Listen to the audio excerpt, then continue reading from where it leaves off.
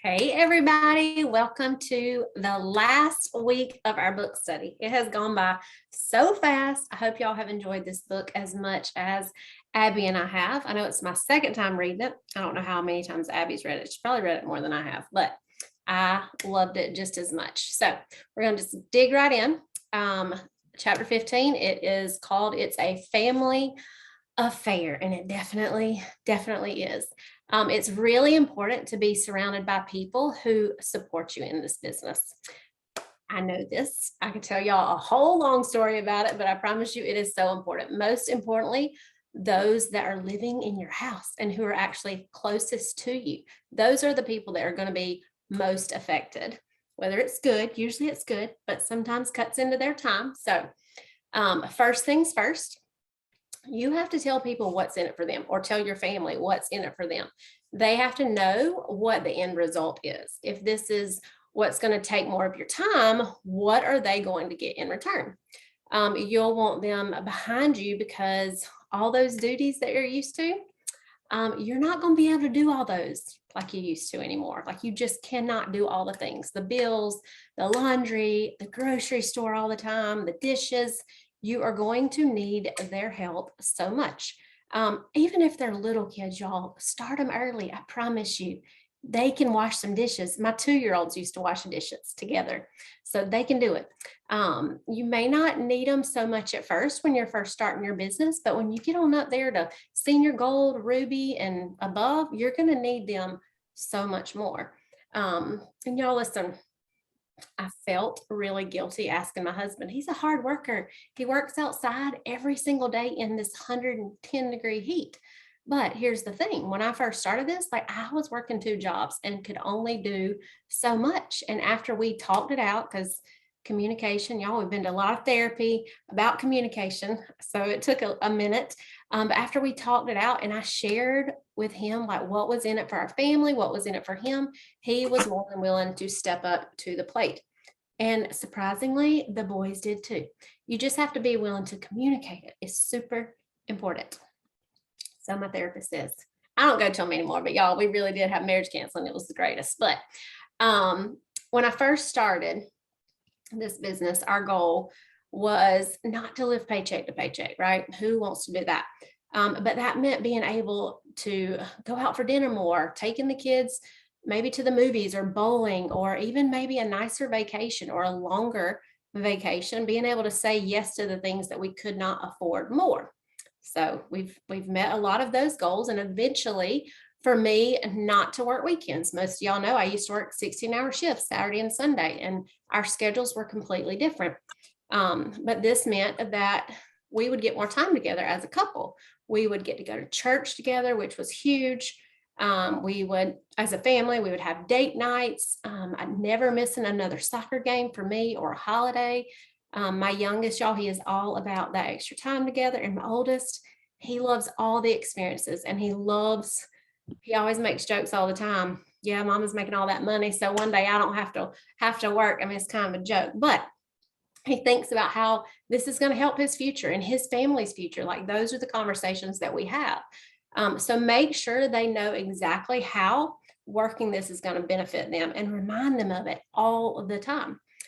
When they know what's in it for them, they usually become your biggest supporters. Y'all, Brody is so cute. He tells his teachers at school about Plexus all the time. I think I've told y'all this, but if they come to school being tired, and hello, they're teachers, he tells them all the time that they need to call me and get my pink drink. And some of them have. And the same with my husband. Hadn't gotten Caden recruiting yet, but my husband, he has brought me home numbers all the time, friends that he is just, they see him drinking his pink drink, and so he brings me their number and he's telling people about Plexus. He wouldn't be doing that if he didn't. He knew he wasn't benefiting, or our kids weren't benefiting. So be specific, help them see what's in it for them. They will support you way more. Does this help them? Y'all, write these things down too, because sometimes it's really hard to keep it up in your head, but write it down just so they can see it, you can see it. Does this help them be able to play more sports or any kind of fun activities, gymnastics? Brody was able to join Boy Scouts? He's been begging for years. Does it help them go to the school they want, maybe a private school or a specific college that they want that they never would have been able to afford? Does this help them be able to take friends on vacation? Y'all, this is the first year we're going to actually be able to afford to take 2 extra kids on vacation. We've just gotten where we could do that. So will this provide, and this is big for us, will this provide that lake house that in your future that you and your husband have always wanted but never ever thought possible? I don't think that's impossible now. So you know the things that this opportunity can provide, so make sure you are sharing it with them. She talks about recruiting your spouse, and she doesn't mean actually him working the business, even though, I mean, he obviously can, but y'all, your spouse is your business partner, whether he is an ambassador or not. There is no way I would want to do this without Shane, and it would be much harder, definitely possible, but it would be so much harder. So communicate with him, let him know what it is you actually do and what it's taken, why it's taken so much of your time. For a good bit, y'all, bless his heart, Shane thought all I did was recruit people. He'd come home and he'd say, what have you done today? Did you get some new joints? Y'all, it would infuriate me. So clueless. But the reason why he was clueless is because I wasn't communicating what I actually did. I mean, I woke up one morning and I had 300 people on my team. So I was coaching a lot and connecting with my team. So he didn't know these things. So make sure you are sharing what it is you're doing, whether it's your wins, your struggles. They need to know what it is you're actually doing. Make sure you have meetings, y'all. And we recently started doing this just probably 6 months ago. Make sure you're having meetings each month to let them know what all you're going to need, like what your month looks like. Maybe there's 2 weekends out of the month you have trainings. They need to know that so they can plan around that. I've already told my husband that July was going to be huge. It's going to be huge, y'all. We still haven't taken a vacation with our kids. And so I told Shane, I said, I need you to decide what we're doing and book it, because I just don't have the capacity to do that. And so that was me communicating. I told him a lot of people are going to be pushing for ranks. And so it's just going to be super busy, and I needed all the help I could get. Also, we are always communicating on Sundays too. I think Abby does this too, just about our upcoming week, because it's just important for us to make that time together and communicate what his plans are and what our plans are. Because if you don't know, like, y'all, they can't read our minds, we can't read theirs. Many times our paths have crossed and it's just utter confusion because we did not know what each other's week looks like. So also weekly and monthly, y'all need to be communicating things with your family and your husband and your kids. All these things they are doing, y'all, all the things that they're helping with, they're pitching in for you, for your family while you are working this business. Make sure that you show them appreciation for it, and how it's going to be so worth it. She mentioned in the book, and I totally disagree. Make sure my kids are not outside, but I 100% disagree with her comment in the book about your sex life. Okay. Sorry if your kids are in there, but the last thing I'm going to let drop because it's the number one thing they want. So it doesn't matter if you promise them the moon or not. No, they ain't going to support you if you cut that out. So don't cut that out at all. Do not cut out happy time. Look at Abby's little cheeks are blushing. Also, y'all, if you and your husband don't have the same network, y'all, that is huge. And this really, and I have dipped into my husband's network, but when I read this, I was like, you know what? It's so smart. Y'all, use his network. That's like you having a network times 10. Get him to make a list of the people he knows. They all need Plexus, and then highlight the ones he thinks would be great at this business. Ask him why. Y'all, Facebook tells a lot about someone. If it's not somebody you know, then go on there and dig around. Here's the thing. I'm not really big on recruiting. I mean, I recruit men, but I don't like pursue them to do the business. I mean, I always bring it up, but their wives can. So go Facebook stalk them and see. They may just be your next business partner. And if they were, how awesome would your husband feel? He would definitely feel like he added to the team or added to your business and would make him feel like he's more of a partner. She talks about not all husbands being supportive, and y'all, they're not. I mean, I coach several people on my team for this very reason. I'm very grateful that mine is, but from my experience, just over the past few years of watching others, I'm here to tell you, keep going, keep sharing what's in it for them. Make sure you are doing the things that are most important to them on your spare time. If they need a movie night once a week, y'all, that's something. I don't know if Shane needs it, but I need it. We make time at least once a week to have a movie night. Make it happen. If they like for you to go fishing with them every so often, then do it. If they like happy time 3 times a week, do your best to make it happen. If you can get them at an event, especially like convention or leaders retreat or anything like that, y'all, I have a friend who works this business, and she has been doing this for several years, but her husband wasn't supportive at all. He got really irritated when she had Zooms or trainings that took time away from them, but he got himself to a Plexus event this past year. I have no idea how she got him there. I need to ask, but it changed everything. He sees now that it's not just about supplements and making money off of each other. It's about community and growth and doing hard things and friendships and family and building each other up. He just had to see it for herself. I mean, it took several years, but it's because she never gave up. Like, she kept casting that vision for him, what their life would look like also. So keep going, keep doing the things. They usually do come around. And I'm about to wrap this up, but y'all, I would love to hear, if y'all want to drop it in the chat, just some ways that y'all have included your kids in your business. Whether it's just like going to convention. This past, few weeks ago, Brittany and Christina, like, they brought their kids, y'all. I loved seeing their little faces, just how they were so proud, like seeing their mamas up there with their big old diamonds. So what are some ways that y'all have included your kids? Abby, you want to read some of those? Sure. So someone said their 3-year-old loves Plexus, and whenever she takes her supplements, the 3-year-old does as well. That's cute. Love it. My kids have told their teachers about the pink drink, and some of them are now on my team. Oh, I love that. Put my kids in the stories. Yep, I do that too. Like, showcase them loving their yellow drink or their vitamins, or even like them stealing my pink drink, which is like an everyday occurrence. Yes. Yeah, I mean, you can take them. We have a pool party event coming up at Christina's. You can take them to things like that.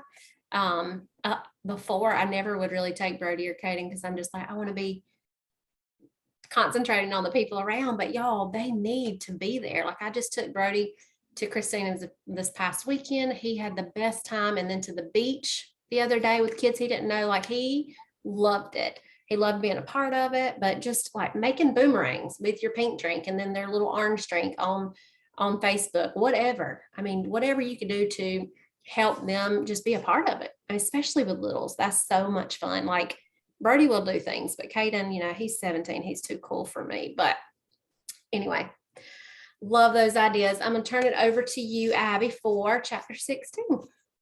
Yeah, and there's other good ideas in the chat you guys can look at. But I remember when I was going for, I don't know, it was maybe Ruby or Senior Ruby over two years ago now, I would be sitting and working in my living room chair, and my son, who was 6 at the time, he's very much into stats and numbers and all the things. And so I was like, well, he can start helping me add up like how many joins I need, or, however many team joins we need. And so I had him grab a whiteboard marker, and he was just starting to tally on our living room window, actually. But I don't know, I had him adding up something. And so it was just fun to have him be a part of that. And by the end, we had, a huge long number list. And so, and then my dog, add him to my team. Can I hire him as my assistant? Nope, he's not hiring out. No, actually, he's way too busy now. He's always running outside playing football. But then my daughter, she just loves coming down here to my desk. And I mean, even sometimes she's organizing my desk, and I'm not going to complain about that. So, I love that. all right. Well, chapter 16, you guys, last chapter. You want me to use my beeper through this chapter? We're going to say fight fear. There you go. Fight the fear. So you guys, this little 4-letter word has the ability to keep you guys from succeeding in your business. It will, if you give power to it. And I'm sure that all of us have had experiences in our lives with fear, just normal lives. And then Plexus is, even more fears because we're getting out of our comfort zones. So each day, you guys, really, that we sit down to do our work, we have a choice. We can either feed the fear or we can feed the faith. We say starve the fear by going and doing the scary things in faith. And so we really do have a choice. Am I going to function out of fear today, or am I going to function out of faith?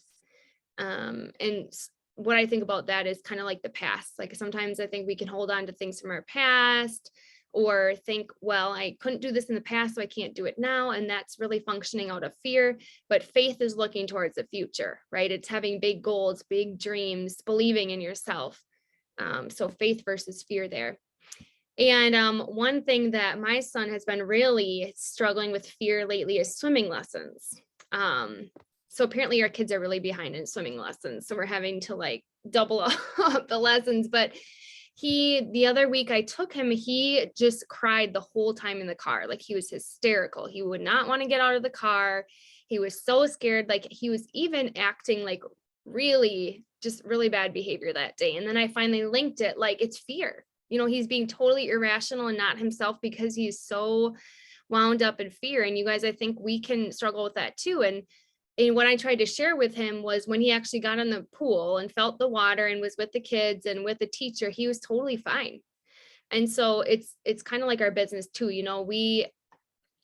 We can build up all this fear in our mind, and it can oftentimes keep us from getting into the pool or getting into the water. But if we actually just go and do it anyways, despite the fear, once we're doing it, it's not as bad. It's kind of the anticipation of, I have to lead a Zoom call, and you get a little bit of nervous, but once you're in there and you're doing it, it's a lot easier, and it gets easier over time. And so for Titus, I just tell him, stop thinking about it. Stop the what if, stop the anxiety, just focus on something else. And then, once you get in, you'll be fine. So I want to do a little test here with you guys. So if you can grab a pen or paper or something, I want you guys to be marking down how many of these, you can just keep tallies, how many of these fears I'm going to read the fear side of it. I'm going to read the faith side. And if you fall on the fear side, I want you to mark it down. So the first one is you struggle with fear if you focus on failure. You have faith when you focus on success. So if you're the one that focuses more on failure versus your successes, then I want you to put a tally down. The next one is you struggle with fear if you're finding yourself asking, what if? But what if? Versus your brain saying, what if? So what? So if you're the one that's always the what ifs, then put a tally down. You're struggling with fear if you procrastinate. You procrastinate, you buffer, versus getting right into action and not letting your emotions take over. So put a tally down if you're procrastinator and buffer. Fear might be if you focus on what others think of you or may think of you, versus focusing on what God says about you and what you're capable of. Fear is you always feel limited. Like there's not enough. You're not big enough to do this. God isn't big enough to make this happen. You have limits. You have a box around yourself or around your abilities, versus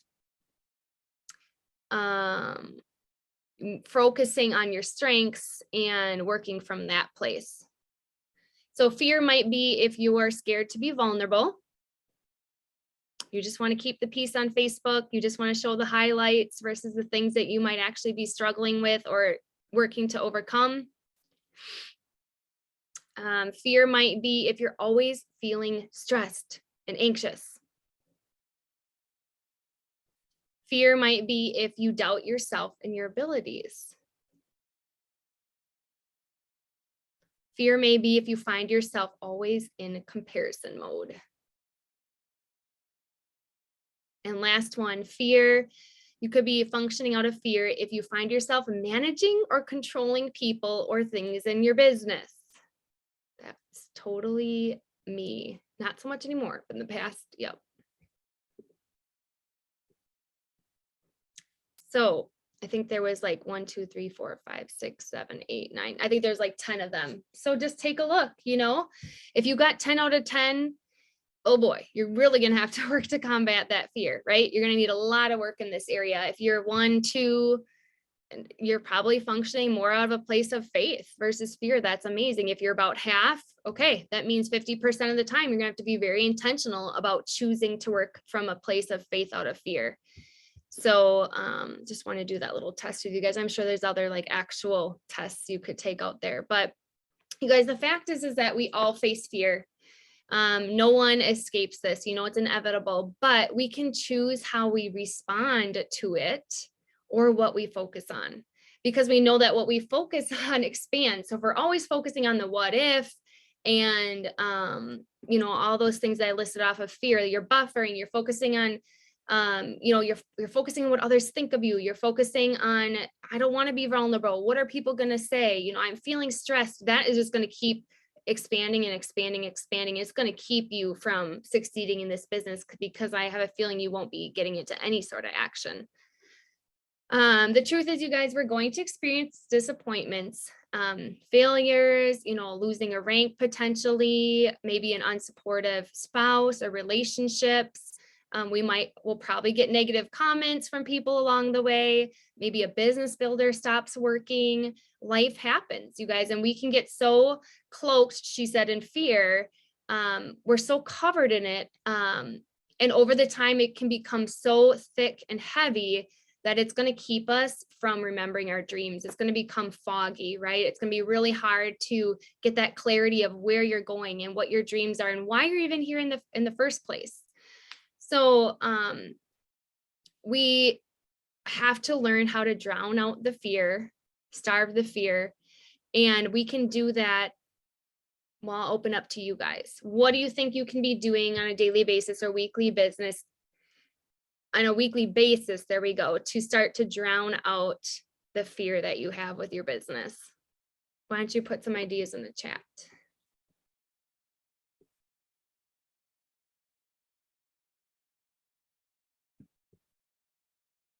Positive affirmations, podcasts. Yes, Terry, replace the lie with a truth.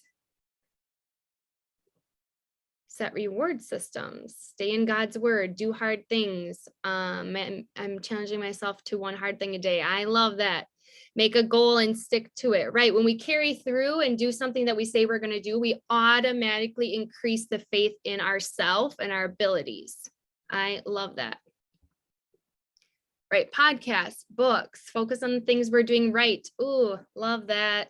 Right? Stay in your strength zone. Focus on your little wins and your victories, not all the things that you're messing up or doing wrong. These are fantastic ideas.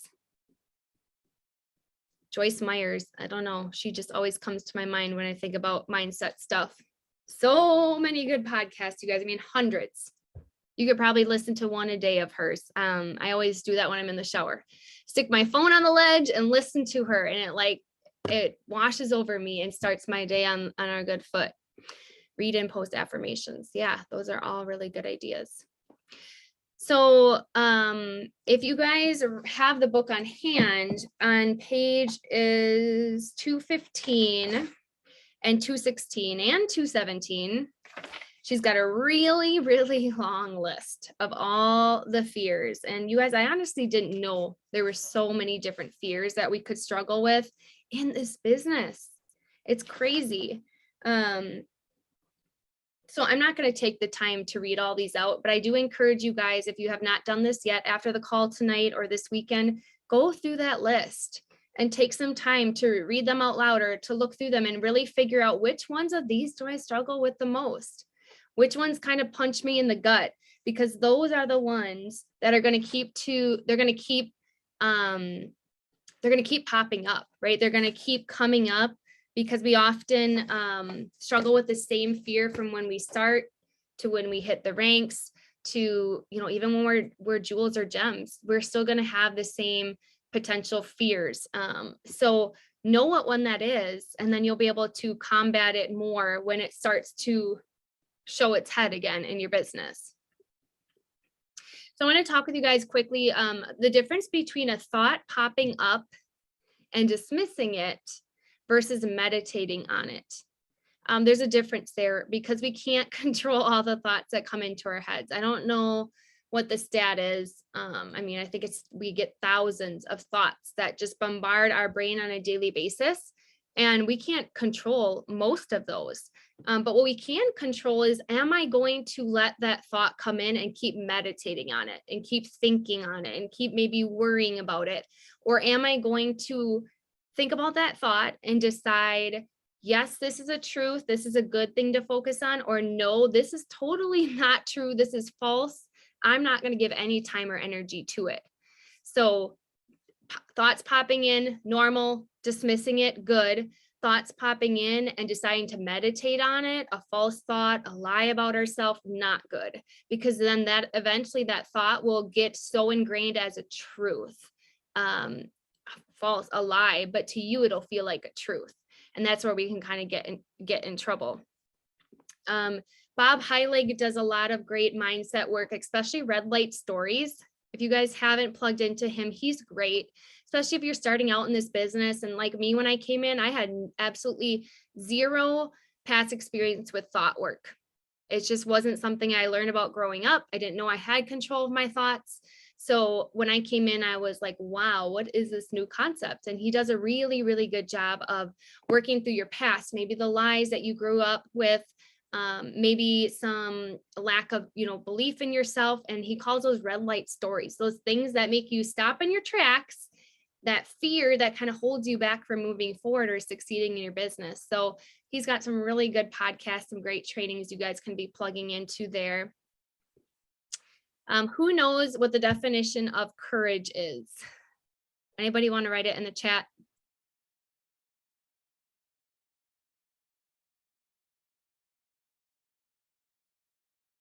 What is courage? Our own definition or the real definition? Either or is fine.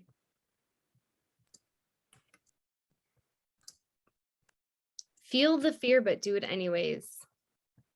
Yes. Overcoming challenges.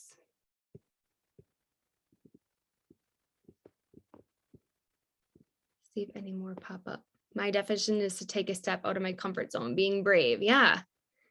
Love these. Do it scared. Yeah. So courage is not the lack of fear. Some people think, oh, they're just so courageous. It doesn't mean that they don't have fear. It's that they feel the fear, they have the fear, but they decide to take the action anyways. That's so powerful, you guys, is, you feel the fear, you're scared, you're about to tense up and you're like, you're almost like ready to say, I can't do this. I'm not going to do this. This is too hard. But you're like, I'm going to take courage and I'm going to go take that step. I'm going to go make that call. I'm going to do that thing despite how I am feeling. But guys, if you're able to do that, if you're willing to do that, you can call yourself a courageous person.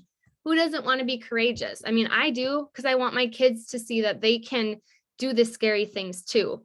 And so I have to remind myself that, we as parents set that example for our children. And for those of you guys who have heard my story before, I had such a huge, huge, huge fear of flying, and God has helped me overcome that. And now because there's an airport nearby and I always see planes flying over my house now. And instead of being like, oh my gosh, I have to go on a plane in 6 months, I'm like, I love flying. I cannot wait to go on the next Plexus trip. Like that is a 180, right? So a lot I would say like most of our fears are mindset. We just have to be able to control those thoughts and replace them with a truth. So she talked about courage and how we have to routinely, there we go, routinely routinely required, this is a tongue twister, to build our business. So courage, unfortunately, is not a one-time thing. It's going to be a weekly, a daily thing, a constant, a daily thing. And you're just going to get more used to stepping out in courage when you keep doing it.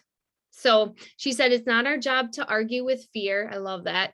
We're not supposed to fix it or escape it. It's our job to act in spite of it. And then lastly, and this was like a big like home run, she says the biggest fear of all should be that you will miss out on your dreams if you decide to let those little fears win, right? The biggest fear of all for you should be what you might miss out on if you don't go after your Plexus dreams, if you don't get out of your comfort zone, if you let all those little fears of what people will think and living in your past and all those things that can come up and try to knock you back on your butt and keep you from getting into action. You need to push down those little fears and let the idea of, well, if I don't go and do that, I'm not going to be able to live out the dreams that I really want. That should be the biggest fear for us. That speaks, right?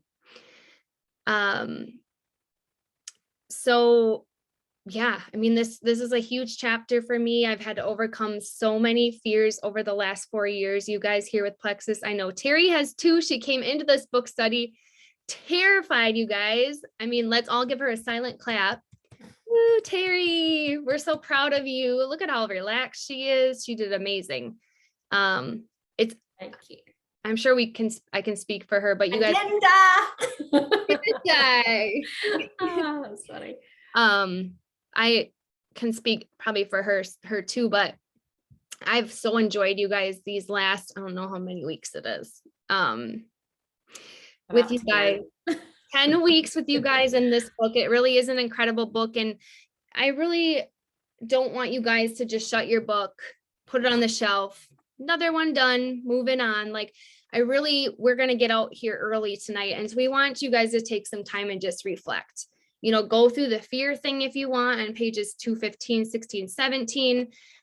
You can also go back to the beginning, flip, to the chapters and just kind of browse through the chapters again and remember like which chapter really impacted me or which one really stood out or which one do I need to go back and spend more time in. Maybe it's a duplication one, maybe you're there in your business. Maybe you're really stuck on mindset. So you're going to be spending more time on the fear chapter. Maybe you're still struggling to identify your why, like go back to the beginning and work on your why. But you guys, this is a self-help book. So many self-help books out there, right? Like those building a house for dummies, like, computers for dummies. Like this is like network marketing for dummies, right? So use this book to guide you. And then eventually when maybe some of you already have your own teams, gift it to your people because they're going to get so much from this book as well. Terry, did you want to add anything? Yeah, and it's a great book to gift, y'all. And here's the thing, like if you feel like they would get more, just because I feel like the book study does relate it so much more to our business. Like that's why we have the recordings. Abby has put them all on Team Page. You can plug them in there. I wanted to say, y'all, just going through, I know when I went through this book the first time, looking at all that list of fears, like I'll start crying, y'all. I could probably check off every single one of them. And y'all, I only checked off a few of them this time. So just let that encourage you. But it wasn't like I just woke up fearless of those things. Like it's work. Like you have to face those fears and you have to replace, truth. What's true, not replace it with what thoughts you're making up in your head, because those things, they're not true. Nobody told you that. Unless God told you that, they're not true. So it is work, but it's so much worth it. Like to me, like I love that my points are high in my back office, y'all. I'm just not even gonna lie, but I love being able to look at this list so much more of just how much I'll start crying, but how much I have grown in just these past 2 years. Because I've always been so fearful of so many things. And so just let that be encouraging for y'all, because I'm telling you, the work is worth it. And I'm really proud of y'all for showing up. And I'm sorry I got all teary-eyed and awkward. But yeah, We need that from you, Terry. I'm sorry. You bring me in here. But y'all listen, the other group is not going to finish their book study for another few weeks. So what we're going to do is we want to still continue this. So what we're going to do for the next 2 weeks at 9 o'clock, we're going to hop back on here. I probably can make it. You want to drop another graphic later, or you want to just let this be the same number and they can pop in here and we can do a power hour at 9. Y'all, this month is huge. We need to be taking advantage of it. And also we're going to be doing a book study at the last Thursday of the month. So for the next 2 weeks, power hour, 9 o'clock on Thursday nights until our Slight Edge book. And if you haven't bought it, go get it, because it is going to be a game changer. I've read 3/4 of this book and it is so good. I love it. Yes. Look at Marlene. She's already got hers. I did drop the graphic earlier today in the giveaway chat. It's like a light green, orangish. Okay, good. You already made one. I also put it in the senior gold chat if you're in there, but basically it has the same exact link as book study, and it just says post book study power hour. So it'll be specific to the people who are on this book study. This is not open to the public. So this is a special power hour for you guys, for us. But it'll be, the same time as book study the next 2 weeks in a row. Same link, same place. Come ready to work and, work towards your big goals this month. Yep, that's it. I'm excited. Yeah, me too. All right. Well, I hope everybody has a great night. Go use this time wisely for your business, either to get in action, go and reflect. And we will see you guys next week. See ya. Bye.